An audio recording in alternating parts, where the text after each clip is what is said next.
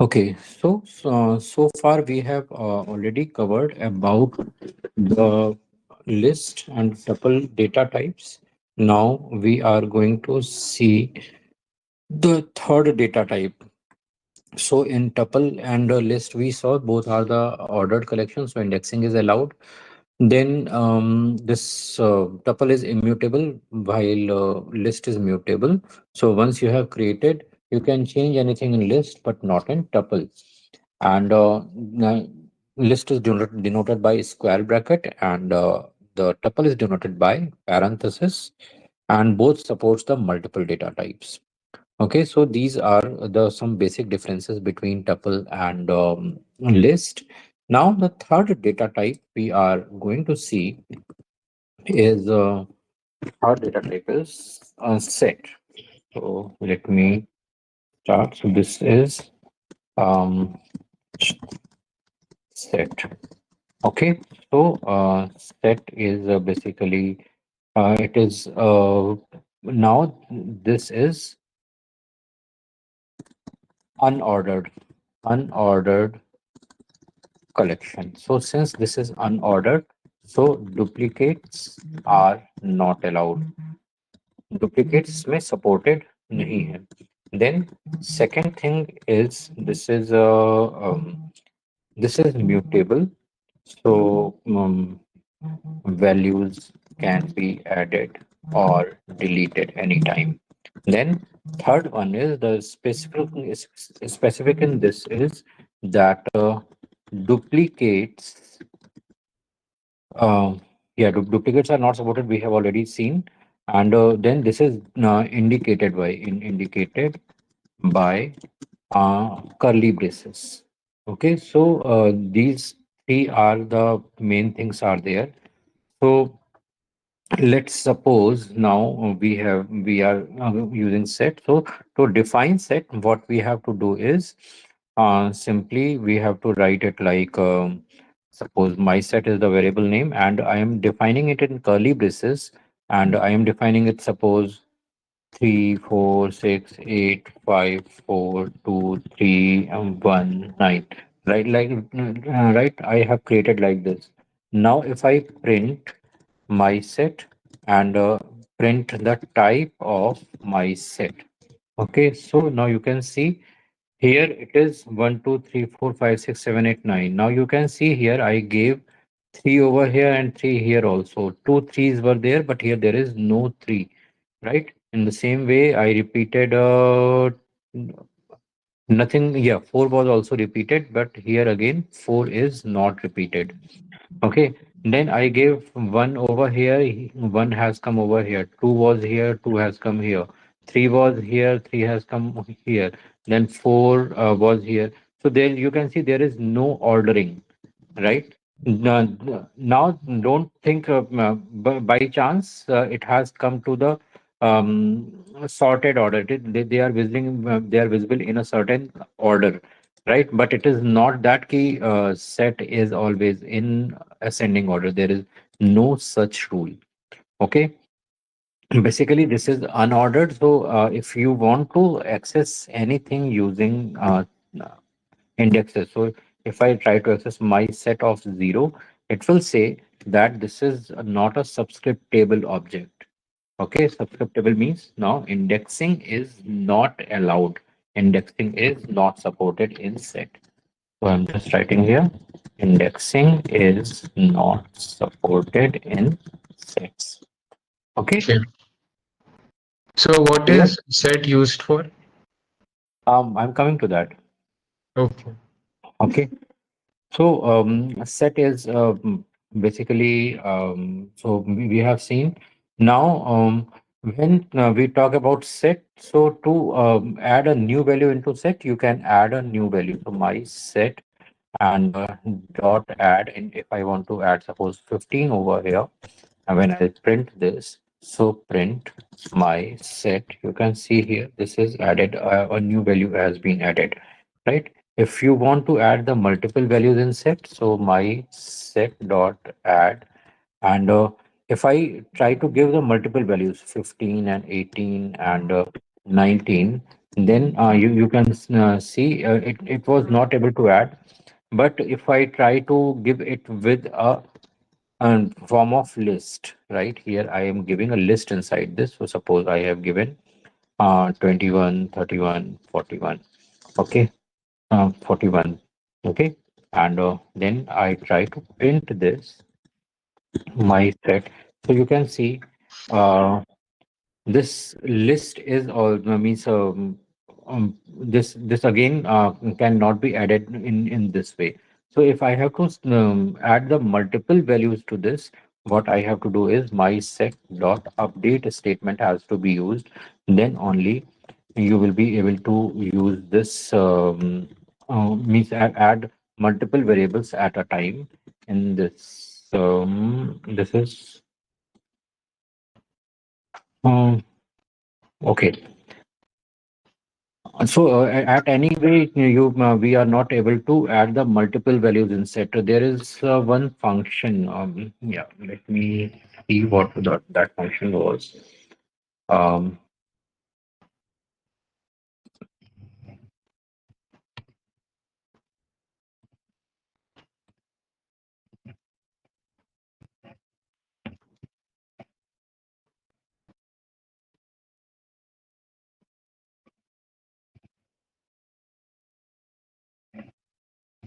okay, update with this list. So I can update it like this. Yeah, okay. This has to be added. Yeah. So now these elements are added in a way that they are individual elements. Although I have provided this in a form of list, but still they are added as an individual element. So whenever you have to use to insert the multiple element using the list and all, you can use this update statement. Okay. Okay. So, like this, you can do these operations. And if you want to remove any element, so for removing any element, just you have to use a pop. So what pop will do is it will remove a random element from the list. Any random element it will remove. So if now I print my set, so you can see here it must be removing a random element. So what element has been removed? Yeah, one has been removed from here, right? So, sir, Again, append hmm. and extend don't work for set because it is unordered. Yeah, append and extend will not work because um, means you cannot add anything in a certain order over here. Okay. Append and extend are for list only because one thing list is mutable, and then there is an ordering over there. So append always adds element at the last. Okay, and Okay. extend Yeah. also adds multiple values at the last. So that's the reason it said do not entertain either append or extend. So here to add single value, just you have to use add function. To add the multiple values, you have to use the update statement, update function. Okay, Yeah. clear? Yeah. Okay. So this is how you can add multiple element or remove element. You can remove also an element from the set. So to remove any element, you can just suppose we have used like a pop over here. So in the same way, there is remove function is there and discard function is there. So what remove function does is if I am removing this, one value I am removing my set dot remove, and I am trying to remove 9 over here, right? And then I'll print my set. So now what it will do is it will remove 9 from the list, right? So now I have executed this. Now, if I try to remove 9 again, because 9 is already removed from here. Now, if I try to remove the 9 again, so what it will do is it will give you an error because now 9 does not exist in this, right? Yeah. It is giving an error. But if we use discard over here, I'm using the discard over here, and my set, no, sorry, print of my set. So now it will also do the same thing. It will first search the value, and if it exists, it will remove. But if it does not exist, discard will not generate any error. Okay, now Okay. discard will not generate any error, right? So the difference between remove and discard is discard discard function will not give any error if the element don't exist. Okay. Remove will generate error if the element do not exist, but discard will not give any error. Okay, so it is always prefer that to use discard in order to avoid any kind of error. Okay, Okay. clear? Eh? Yeah. Okay, so this is how you can use discard, remove, pop, and then there is a clear function. So clear function is used to remove all the values from the list. So one thing is removing all the values, and another thing is removing the entire set itself. So if I do my set dot clear, and after that if I try to print my set, so it has removed all the values now from the list. Now this is a empty list. Okay. Okay. Now what's happening is my set is there. Means list set is existing now, right? But there is no element is there inside this set, right? And um, now I'm clearing set where, and here I'm giving two three values.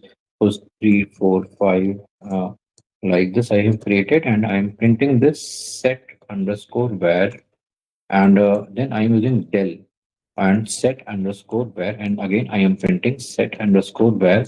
So now you can see this del statement is here it is giving that this is not defined. I have defined it over here once it has been printed, but I have used this del statement. So what del is doing, it is removing the entire set, right? So there is small difference between clear and set. So what clear is doing, clear it removes all the elements from the set, but empty set remains, right? So empty set is there now, right? After doing clear, all elements are removed, but empty set is there. But when you are using del, it is removing the variable also, and that's why it is giving here name set underscore where is not defined. Okay, Okay. clear. So del statement either you are using in list or tuple or set, anywhere where you are using, it removes the entire existence of that data type. So del statement is common in all. Okay. Okay. Then after this, one concept comes as frozen set. So let me tell you about frozen set. So frozen set is something. This is immutable set. Immutable means once created, nothing can be added or removed. Okay. Once you have created the set, nothing can be added or removed. Okay, Okay. this is what is frozen set. So to create a frozen set, we have to simply use this frozen set keyword, right? So for example, for FRZ set I am taking over here, FRZ set, and now I am giving frozen set, right? So frozen set, this is okay, like this it is written frozen set. And then here suppose I am giving suppose 1 1 2 2 3 3 4 4 5 5, right? And then again frozen set 2. This is I'm taking as 1, and I'm taking this one as 2. Okay. Then again frozen set. This is now I am giving 3, 3, 4, 4, 5, 5, 6, 6, 7, 7. Okay. These five things I am taking, and now, if I try to do anything, suppose I'm trying to add anything into this. So suppose I am trying. So first of all, let us print this. FR set one and FRZ set two. Okay. And here you can see these two frozen sets are created. Now, if I try to add anything over here, so for it, set one dot add, and I'm trying to add a new element. Suppose 10 I am trying to add. So it will generate an error because frozen set object has no attribute like add. Right here in the normal set, there was add statement, there was update statement, right? There was remove statement, there was pop statement, but in frozen set there is nothing like that. If I want to add and pop something out of it, so pop, and I'm doing this pop, so again it is giving me error that there is no attribute. So you cannot perform any operation once frozen set is created. You cannot add anything, you cannot remove anything. Just you can do operations over here. Clear? Yeah. So there are some operations are there, like there is a union, intersection, symmetric difference, and subset. So you must be aware of these operations, Aditya. So yeah, sir. Right. So I just don't know symmetric difference. okay, I'll tell you. So, first of all, union is all elements, including the repeated element once. The intersection is only the common element. Yeah. Then, difference is means difference is suppose you are having all the elements from set A and set B, excluding the common element. That is the symmetric difference. Okay. Okay. So you can apply them like this. So suppose we have in multiple operations. So what we can do is um, union val is equal to and frz set one and union frz set two, right? And then I'll print union underscore val. So you can see here now it has all the elements including the common elements. So in 11 and 22 are the common elements in both sets. You can see 11 and sorry, 33, 34, 35 are the common elements, right? So 33, uh, 44 and 55, these are the common elements, and then 66, 67, 66, 77, 11 and 22 are the uncommon element, right? If you want intersection, int is well, so you have to write frz underscore set and frz underscore set 2. So if you will print this ints underscore well, so sorry, this is set 1.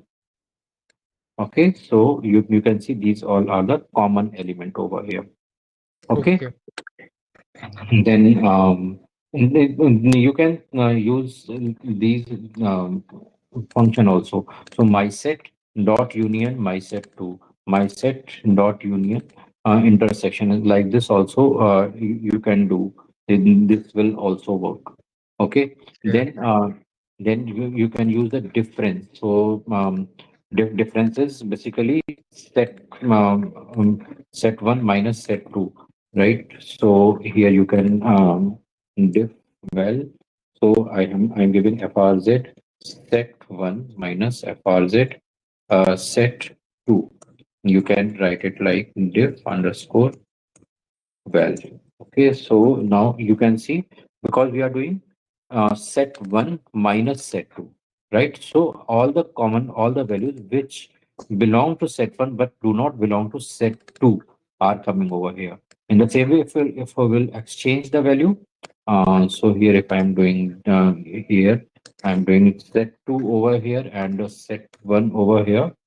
So you can see here, this is giving the all the value that are not common and that are there in FRZ set 2. Okay, frozen set 2. So this is what is the difference. Okay. Okay. And then there comes a symmetric difference. So in symmetric difference, we'll use the this symbol. Symmetric difference is equal to FRZ set 1 and then this symbol FRZ underscore set 2 print as symmetric difference. Okay, so now you can see it is giving all the uncommon elements. Okay. Okay. So the same thing you can use with function also. So this is these functions symmetric underscore difference or difference or intersection or set union. You can use all these functions also to get the same output. It will basically provide you the same output. Okay. Okay. So this is not only to be applied on the frozen set only. You can apply these operations on the normal sets also. Right, I have taken frozen set and I have implemented all things with the frozen set only. You can apply the same things with the normal sets as well. Same thing, same order on, and you can apply all these operations. Clear? Okay. Yeah. Okay. Then the last point comes is dictionary.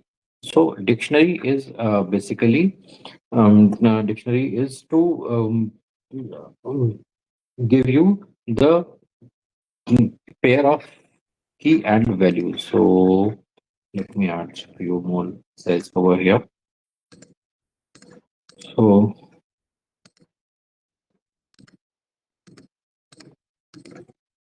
and this is dictionary, right? So dictionary is basically it is um, it is again unordered collection. But in this unordered collection, index are manual. So you can set your index manually. Okay. Then um, here this is working as the key and value pairing. Value pairs. In this form, it will work. And then the important part is that duplicates are not allowed in key. की में duplicate allowed नहीं है. Rest well in the values duplicates are always allowed. Okay, Okay. is it clear? Yeah. Right. Then you can these are always mutable, so you can add, you can remove, you can delete. All these things can be done with dictionary. Okay, so if I have to define the dictionary, I'll be defining it like uh, diction val is equal to, and here I can define it using this curly braces. So just say आपके curly braces आप में आपका set was being defined in the same way.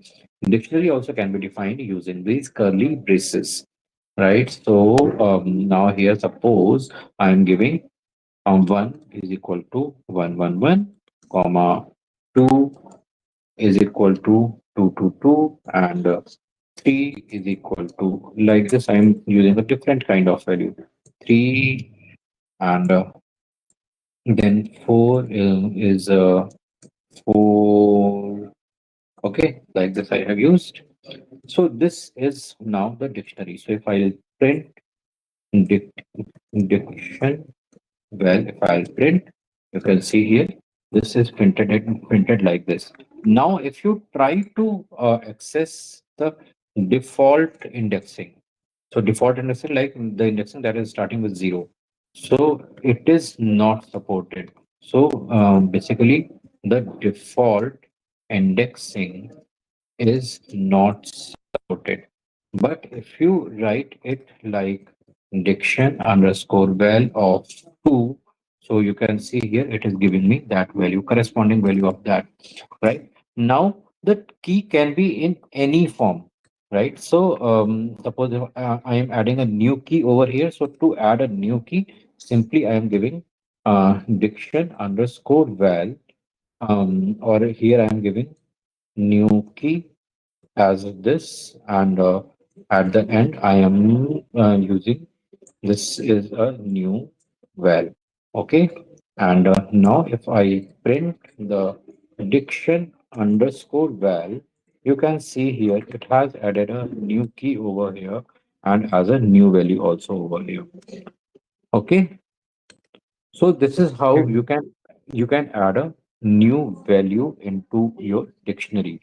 Now, if for suppose by mistake you are using the same diction underscore val and I am using key number 4.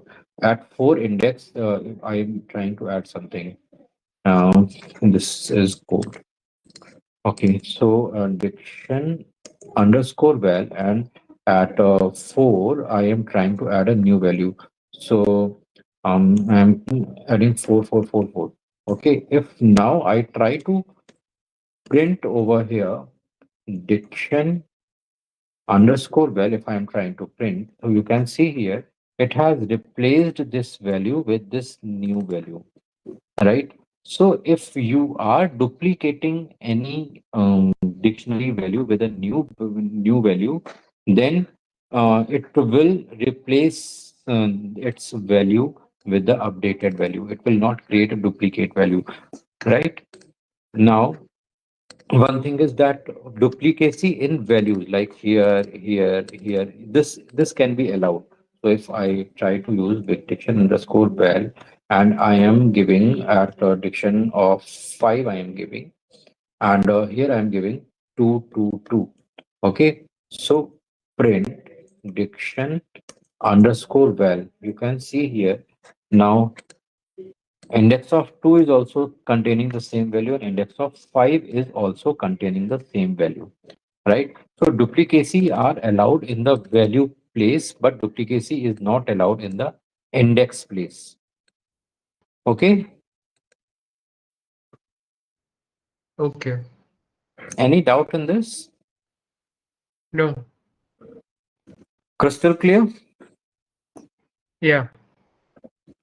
Okay, so these are the things How can that is there a way I can access this for what later if I want to access the notebook on my own?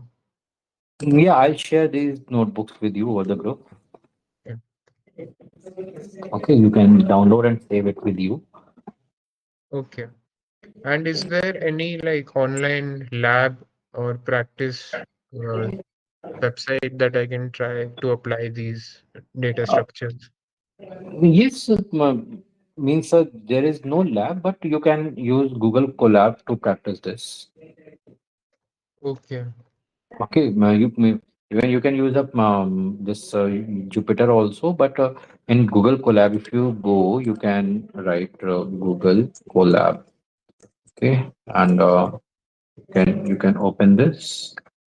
You will get this Colab, and here you can start coding over here, and with new notebook you can open, or your existing notebook also you can do. Okay. So let this open. It will take yeah. So here you can write anything like my set is equal to, and you can create set over here. So 7 6 5 4 5 6 7. I have written right, and then I am printing my set, and I am executing this. This is also a same environment, IPYNB environment. Okay. Okay, so you can see it has created the set with removing the duplicate values. Okay, Okay. so now you can practice directly on Google Colab as well. No, you don't need to install anything. Okay, yeah.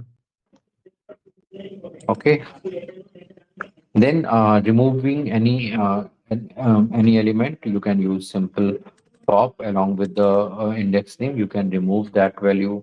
Then if you want to clear the entire dictionary, you can use a clear function. If you want to remove the entire dictionary, you can use del function, del statement. Right. So these are the same thing that we looked at the set functions. Okay. Yeah. Any doubt? No. Okay. Then these are some common ways how you can apply. Yeah. Now the important thing comes is comprehensions. I have still not discussed the comprehensions in any um,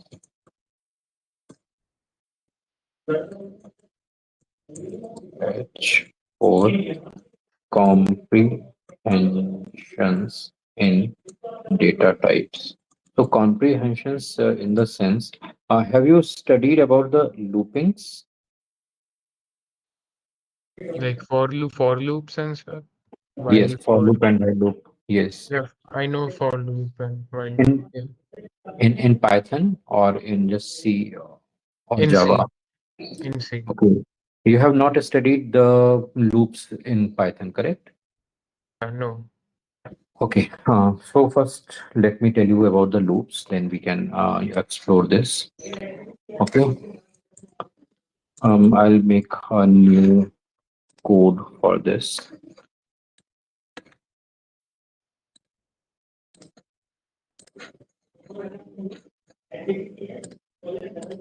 Okay, and here loops, loops in Python. So I guess you are aware about what is loops. Are you? Yeah, yeah. Okay. So They run over they run over characters in a array, sorry. or they can be used to run over characters in an array or for other repeated tasks. Yes. So basically, loop is a part of we can say this is a part of control structures. Okay, control structures in the sense um, we can say when we have to follow certain conditions and oh, क्या हो रहा है ये? Certain conditions and execute statements based on that condition, right? When we have to follow certain conditions and you are going to execute the further statements based on the status of that, whether this is true or not. Based on that you are going to apply, right? So there are three integral part of any control structure. Basically, if we talk about this is loops, right? So in control structure, there is if else statements are also there part of control structures. In looping, when we have to perform certain task again and again, then we are using this loop. So here there are three parts are there. One is called as initialization. Initialization. Okay. Any kind of loop. First part is initialization. Second part is condition, and third part is Initialization condition and why it how it will end. that's what is condition. Okay. Hmm. Any kind of loop in any programming language, there are just three parts are there, right? So first, you have to understand this looping part very clearly. If you are you are able to identify these three things. One is initialization, means the source from where loop is to be started. then the destination, right? Where the loop is to be stopped. Okay.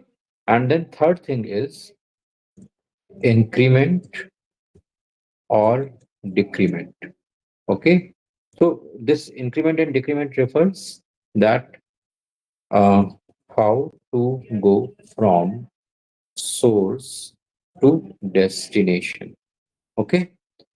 These three things are the integral part of any loop. Any loop inside the world, any language you use, you have to identify these three things. For example, if you have to print the values from 0 to 10, you have to print the value. Okay. So now I am making a small program with while loop. While loop print from 0 to 10. Okay. So now you know where the process will be start by printing 0. Yeah. Right. So your initialization part is 0. So I have taken um, I is equal to 0. So this is what is initialization. Okay. Initialization means the loop to be started. Okay. Then second part is now you know where to start the loop. Now where to stop the loop? At 10. At 10 means, and now I'll give the condition as while I is less than or equal to 10, right? So this is condition. Okay. The loop to be stopped. Okay. And Yeah. then now the what you have to do, you have to print. So print I. We have printed. Now what you have to do is I plus is equal to 1. So what no, this is what is increment. Okay. So it will do is I is equal to I plus 1. Okay. Yeah. So these three things are there you have to identify with any kind of loop. If you are able to identify, you can do any work with the loopings. Okay, and this colon is required over here. Okay, this colon is always required. Then you can see here now it has printed the values from starting from 0 till 10 it has printed. Okay, Okay. clear? Yeah.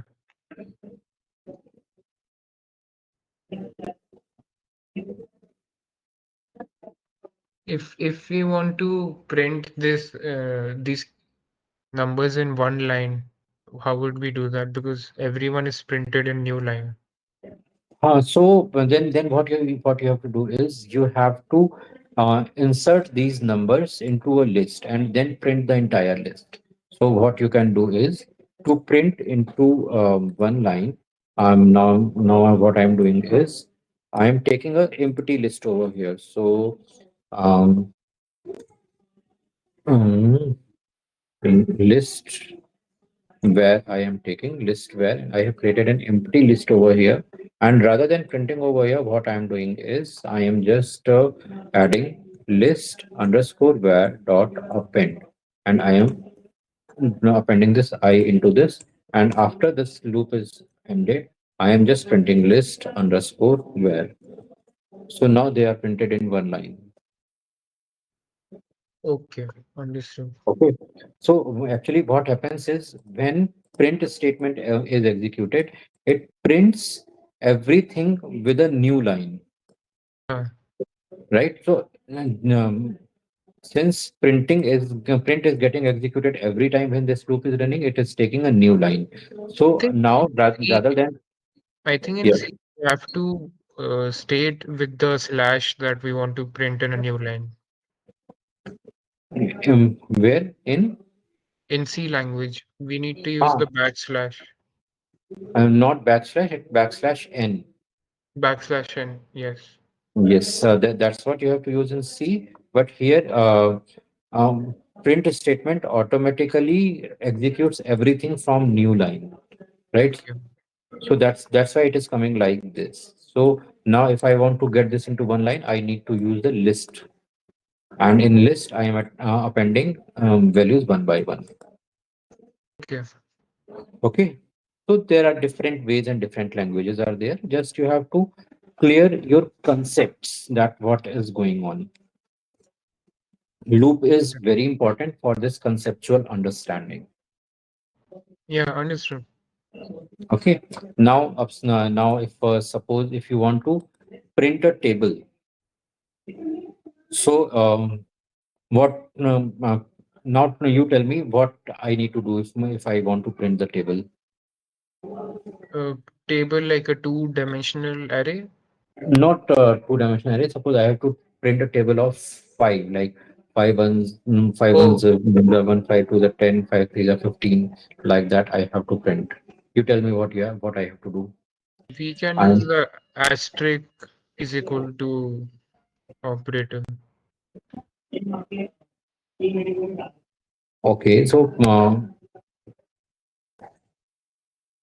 print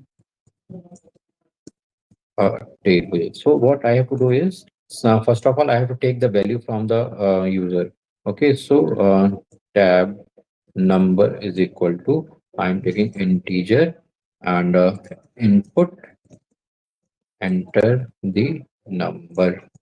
Okay, and then I am again taking I is equal to 0, and while I is less than or equal to 10, and then I am printing. What I am printing is um, this, give this placeholder into this is equal to this value, and here I am giving different values format. So I am giving tab underscore num comma I comma tab underscore num into I. Okay, and I am doing this from 1. Okay, and then I plus is equal to 1. Now I have written 6, so it has given me the table of this. Okay. Okay. Can you 1 second?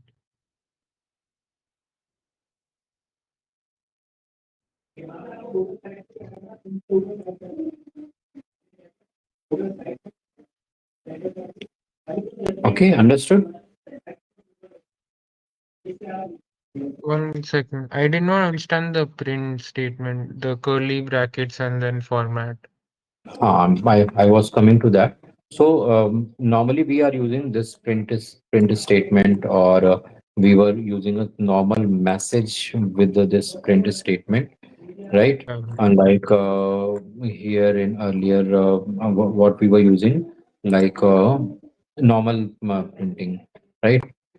So suppose I have to there are multiple ways of printing. So like I am printing print the value of table final is, and I am printing it like here I am printing tab underscore num. Okay, and I am printing this value is 6, right? So this is one way of printing when you have to print this one value only, right? So I am just I'm not giving any placeholder over here, and just I'm giving this tab underscore num over here. So the value of this will be printed over here, right? Now there is another way of printing the value. So another way of printing the value is, for example, if I have val1 is equal to 10 and val2 is equal to 20. Now what I'm doing is I am taking val3 is equal to val1 plus val2. Okay. So one way is that I am printing final sum value is, and I am printing just val 3. Okay, this is one way of printing the output. Another way of printing the output can be print final sum of, and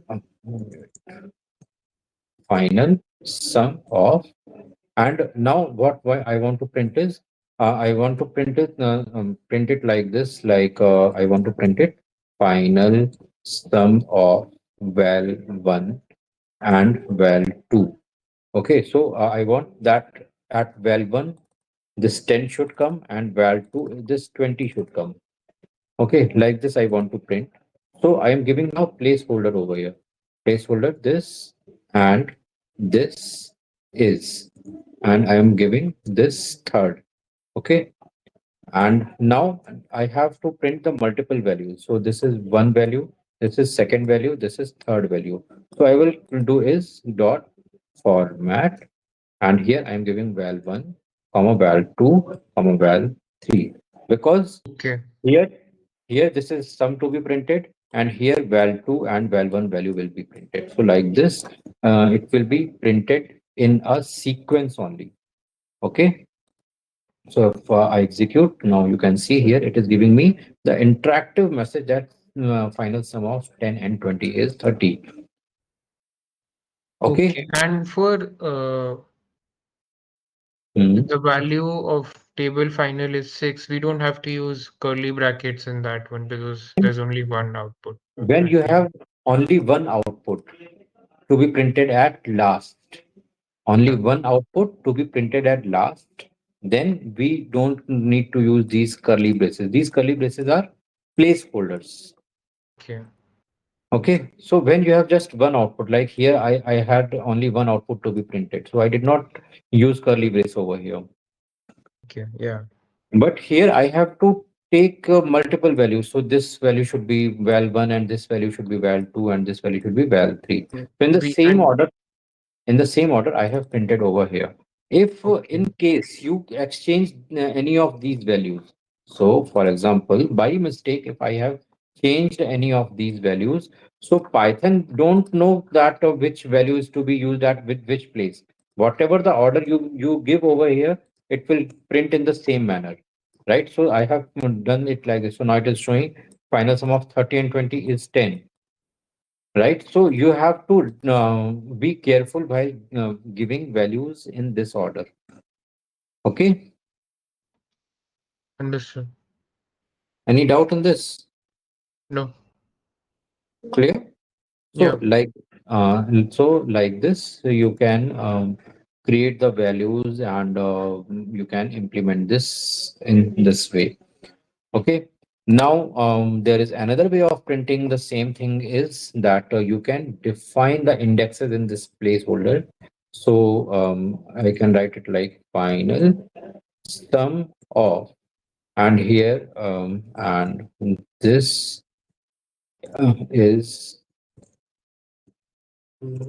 this, and I have closed the bracket and dot format.